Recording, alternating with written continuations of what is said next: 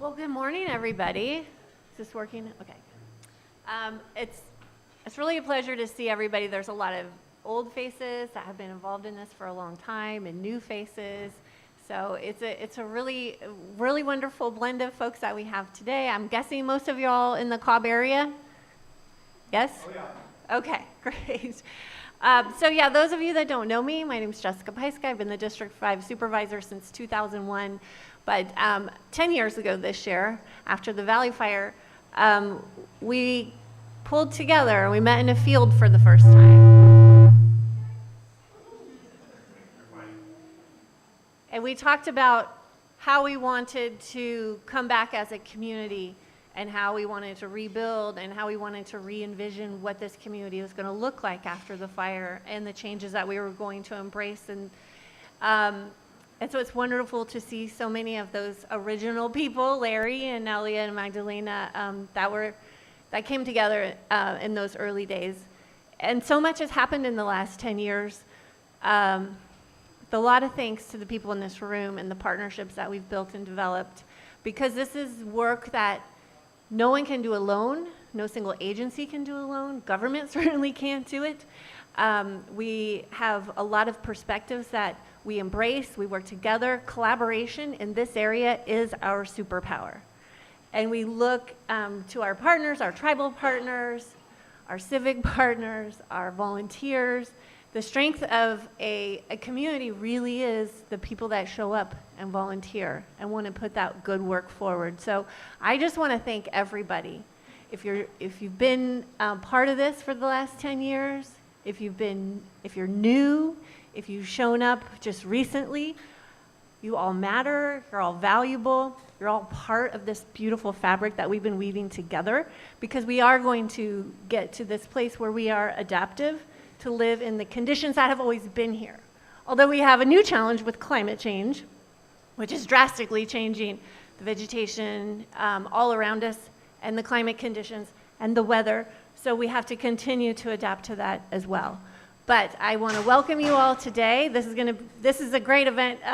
It's been several years since we've had events like this, and they've been missed. So I really want to thank Siegler Springs Community Redevelopment Association for taking the charge and putting this together again.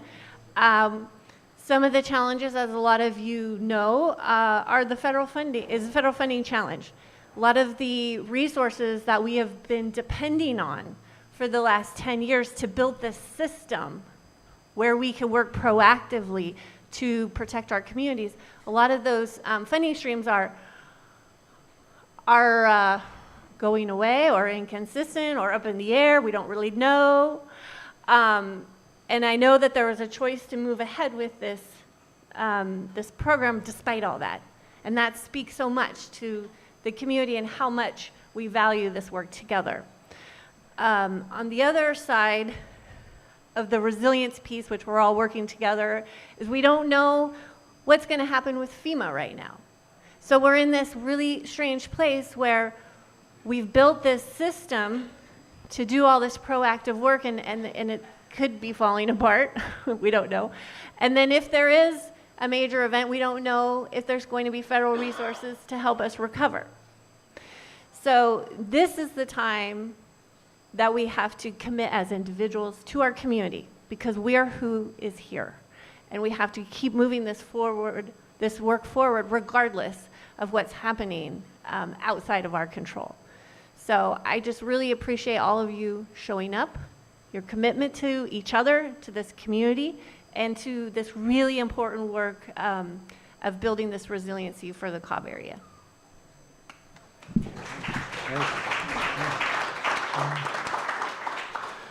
So as Jessica said, as I indicated, this is really a kickoff event for what's called a Community Wildfire Protection Plan. It's a formal document that, at least, in the past has been an actual prerequisite for access to other funding. One of my big jokes recently, my favorite current oxymoron is federal grant. So we were kind of awarded a significant federal grant to do this, but as Jessica said, we don't know what the status is that going to be. that is going to be. But thanks to the, we have of the Cobb Area Council a Forest Stewardship Committee, and we just all got together and said, this is too important. We're going to just go ahead with local resources. And so we've been fortunate that people have already started to pitch in. It may take a little longer, but we're going to go ahead and do this, the work of putting together this plan. Carol is one of our principal advisors. She has a long history in working with community wildfire protection plans, and she's going to give us a little bit of an introduction to what that is. Thanks, Carol. Thank you, Elliot. And so want to give you an overview of what you might expect over the period of time when we're doing this community wildfire protection plan. The development of a community wildfire protection plan has three major components to it, and steps. The first step is to bring together a diverse community, and here you are. You know, I see such wonderful variety of components of your community, and you all will be asked to participate as stakeholders and individuals to come up with both or all of the ideas about what your community looks like and what you might do to make it better. And so that's the first big step.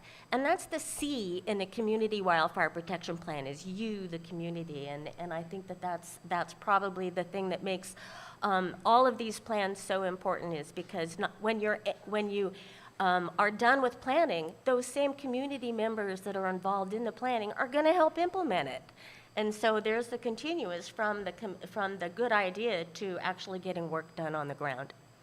So the next big part of that step or process in a community wildfire protection plan is an identification of what your community is. So you all come out at the end of this with a common understanding of what all of the aspects of the community are, whether or not it's the hazards that the community faces in its resiliency and being fire adapted, or the things that, the vulnerabilities. What are the things that are particularly vulnerable that you want to make sure you protect? So it's that, there's an old adage of measure what matters. And so that during this process, you will be looking at what are the things that matter to you. So both in terms of mappable features, whether or not it's a particular important place on the landscape, or a program that you think is especially important. So that's the second big part, is coming to a common understanding of what your community looks like and its special attributes that are particular to you. And then the next one is, what are you going to do about those vulnerabilities, and how can you make your community more adapted to wildland fire? So this is the call for projects. It's what are your good ideas to match the vulnerabilities. And those cover all sorts of ideas, whether or not it's a workforce development program or special training or more fire-wise communities in the area. Or it may be a particular, we want a shaded field break right here. Or we want to include, rehabilitate some of the dozer lines for containment. So normally we bend it into public outreach and education, or vegetation management, or all the different ways we can support wildfire response. So all sorts of projects and ideas are of interest in this community wildfire protection plan, as identified by you guys. And then the last bit of it is an action plan. So now we have these great ideas. What can we do to make it implementable? Do we need more workforce? Do we need more education? And who might be the champion for those kinds of programs? Who might be the collaborators? What kind of funding do you think we might need to go ask for? Are there environmental reviews that need to take place? And if so, then who might help with that? So those are all the things of the last step, is how to get it to be implementable. And then at the end of that, we ask for approvals of and signatures by elected officials, by the fire departments, and by community leaders. So those are all of the steps of the community wildfire protection plan, and this is probably the most important part is the community gathering, because you all will be asked to participate all along the way. And it'll take a little time, you know, and we'll be adaptive right from the outset for the process. Thank you so much, Elliot. Thank you.